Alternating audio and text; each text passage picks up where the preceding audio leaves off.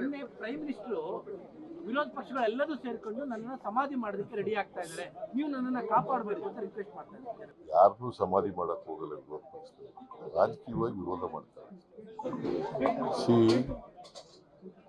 ಅವರು 10 ವರ್ಷ ಪ್ರಧಾನಮಂತ್ರಿ, 10 ವರ್ಷದಲ್ಲಿ ಬಡವರ ಪರವಾಗಿ ಏನೂ ಮಾಡಲಿಲ್ಲ ಅಂತಕ್ಕಂಥದ್ದು ಅವ್ರ ಮೇಲೆ ಆರೋಪ.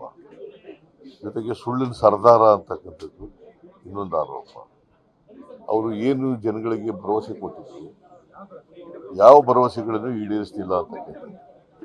ರಾಜಕೀಯವಾಗಿ ಸೋಲಿಸ್ಬೇಕು ಅವ್ರನ್ನ ಅನ್ನೋದು ಬಿಟ್ಟರೆ ಸಮಾಧಿ ಮಾಡಿಸ್ಬೇಕು ಅಂತ ಅನ್ನೋದು ಆ ಥರದ್ದು. ಅವರು ದೇಶದ ಪ್ರಧಾನಮಂತ್ರಿ, ರಾಜಕೀಯವಾಗಿ ಸೋಲಿಸ್ಬೇಕು ಅನ್ನೋದು ವಿರೋಧ ಪಕ್ಷದವರು ಇದು ಇದ್ದೇ ಇರ್ತದೆ. ಬಿಕಾಸ್ ಈ ದೇಶ ಅಭಿವೃದ್ಧಿ ಆಗಲಿಲ್ಲ, ಆರ್ಥಿಕವಾಗಿ ಅಭಿವೃದ್ಧಿ ಆಗಲಿಲ್ಲ, ಜೊತೆಗೆ ಬಡವರ ಅಭಿವೃದ್ಧಿನೂ ಕೂಡ ಆಗಲಿಲ್ಲ. ಪ್ರಧಾನಿಯವರ ಬಾಯಲ್ಲಿ ಈ ರೀತಿಯಾದಂತ ಮಾತುಗಳು ಬರ್ತಾ ಇರೋದು ಯಾಕೆ ಅವರು ಡೆಸ್ಪರೇಟ್ ಆಗಿಬಿಟ್ಟಿದ್ದಾರೆ.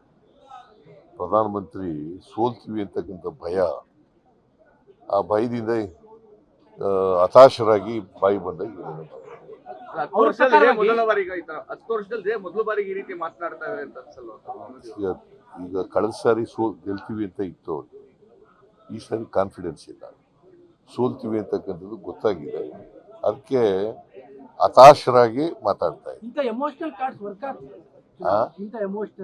ಇವೆಲ್ಲ ಗೊತ್ತಾಗ್ಬಿಟ್ಟದೆ ಜನಗಳಿಗೆ. Is exposed. ಜನಗಳಿಗೆ ಅವ್ರು ಸುಳ್ಳು ಹೇಳ್ತಾ ಇದ್ದಾರೆ, ಎಮೋಷ್ನಲ್ ಆಗಿ ಮಾತಾಡ್ತಾರೆ, ಎಮೋಷ್ನಲ್ ಆಗಿ ಎಕ್ಸ್ಪ್ಲಾಯ್ಟ್ ಮಾಡ್ಕೊಳ್ಳೋಕ್ಕೆ ಪ್ರಯತ್ನ ಮಾಡ್ತಾರೆ ಅನ್ನೋದು ಗೊತ್ತಾಗಿದೆ.